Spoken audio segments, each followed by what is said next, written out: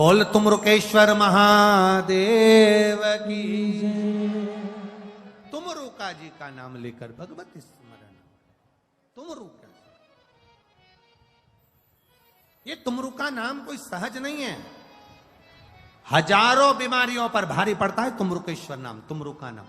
कल हम वर्णन करेंगे जिसकी किडनी लीवर में अगर तकलीफ हो जाती है, या कैंसर जैसा रोग भी डॉक्टर बता देते हैं, या नारी के गर्भ अवस्था में गांठ पड़ जाती है बच्चेदानी में भी, तो उसमें तुमरुका जी के नाम का मात्र एक आप प्रयोग करेंगे और बाबा की कृपा से 3-4 महीने में आप वापिस अल्ट्रासाउंड कराओ, जांच कराओ, बाबा उसको ठीक कर कर ही रहेगा। तो ये शिव तत्व है। जो नारी शिव के मंदिर में 1 लोटा जल चढ़ाती है, वो 7 पीढ़ी अपनी नहीं, 71 पीढ़ी मायके की और 71 पीढ़ी ससुराल की तार देती है।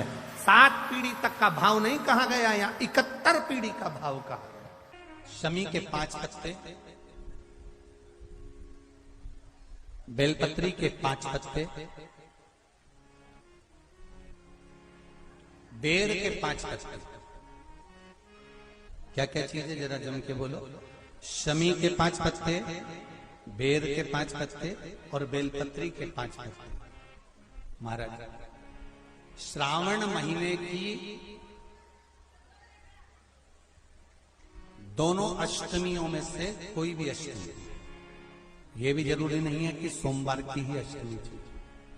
श्रावण महीने की दोनों अष्टमियों में से कोई भी अष्टमी को बेर के पत्ते पर लाल चंदन, बेलपत्री के पत्ते पर पीला चंदन, शमी के पत्र पर केवल कोई चंदन लगाने की जरूरत नहीं, सादा केवल एकदम कुछ भी उसमें लगाकर नहीं, सिंपल।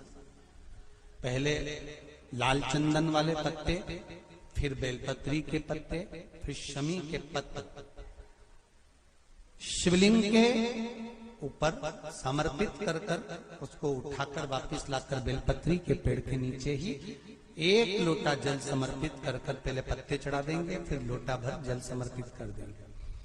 उसी चढ़े हुए पत्तों में से 5 बेलपत्र को लेकर अपने घर आ जावे और अवधूतेश्वर महादेव। कौन से महादेव? अवधूतेश्वर महादेव। ये अवधूतेश्वर महादेव कौन से हैं? आपको कथा में कई बार वर्णन करा गया है। शंकर भगवान को क्रोध आया, ब्रह्मा जी ने क्रोध को लिया, समुद्र में डाला। उस रूप को क्रोध का एक रूप था, क्योंकि जो मदिरा पान करने वाले होते हैं, व्यसन करने वाले होते हैं, गलत काम करने वाले होते हैं, इनको सुधार कर जाओ। जितना तुम समझाओगे ये उतना कबूल होंगे। तुम बच्चों से कहोगे गलत लड़के के साथ रह रहा मत रहे, तो और ज्यादा क्रोध करेगा, और चिड़चिड़ करेगा, और अपशब्द कहेगा। तो ये क्रोध को संयमित करेगा। अवधूतेश्वर अवधूतेश्वर महादेव का स्मरण कर 5 पत्तों को लेकर आइए। कुछ समय बाद जैसा जैसा समय की अनुकूलता मिले, आप किसी मदिरा का पान करने वाले या किसी व्यक्ति को वो पत्ते दोगे या प्रसाद के रूप में दो तो अच्छी बात है, नहीं तो उस पत्ते का थोड़ा थोड़ा भाग भी प्रतिदिन मात्र 21 दिन तक अगर थोड़ा थोड़ा भाग भी दे दिया जाए तो धीरे धीरे धीरे धीरे मदिरा पान, व्यसन, गलत आदतें।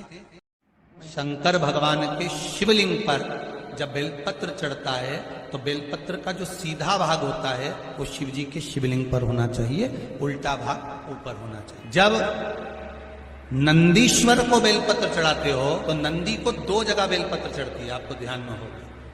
पहली बेलपत्र नंदी को जब चढ़ती है तो नंदी के सामने चढ़ती है, तो उसका बेलपत्री का जो डंडी का मुख है वो नंदी की ओर होता है और बेलपत्री की पत्ती का मुख शंकर जी की ओर होता है। समझ में आ रहा है सबको? डंडी का मुख, जैसे नंदी ऐसे बैठा है तो डंडी का मुख नंदी की ओर होगा, पत्ती का मुख शिव के, और ये सीधी की सीधी नंदी के सामने नीचे रखा जाती है, नंदी के सामने। और एक बेलपत्र जब नंदी के ऊपर चढ़ती है तो डंडी का मुख शिव जी के ऊपर होता है और इस पत्ती का मुख नंदी के सिर पर नंदी की ओर होता है। ये 2 बेलपत्र रखकर शिव जी का स्मरण कर कर जाएं, कार्य सफलता की। शिव महापुराण में सुना है शंकर भगवान पर 108 कुछ भी शिव को चढ़ाना चाहिए श्रावण के महीने में। हमने पहले भी कहा था, पिछले लॉकडाउन की कथा निकाली है और सावन के महीने की कथा निकाल कर सुनना। उसमें कहा था आप आपके पास कुछ भी नहीं है तो 108 चावल के दाने चढ़ाइए, 108 मूंग के दाने चढ़ाइए, 108 आप चाहे तो सरसों के फूल चढ़ाइए, 108 चाहे तो सफेद पुष्प चढ़ाइए, 108 चाहे तो गुलाब की पत्तियां चढ़ाइए। पर सावन के महीने में एक नियम बनाना कि मैं 108 ये वस्तु शिव को समर्पित करती। उसका कारण क्या है? तो स्कंद पुराण में लिखा है शंकर भगवान को सावन के महीने में जब हम 108 कोई वस्तु समर्पित करते हैं तो शंकर उसको लाख और करोड़ों गुना कर हमको पूरे वर्ष में प्रदान कर देता है। इसलिए श्रावण महीने में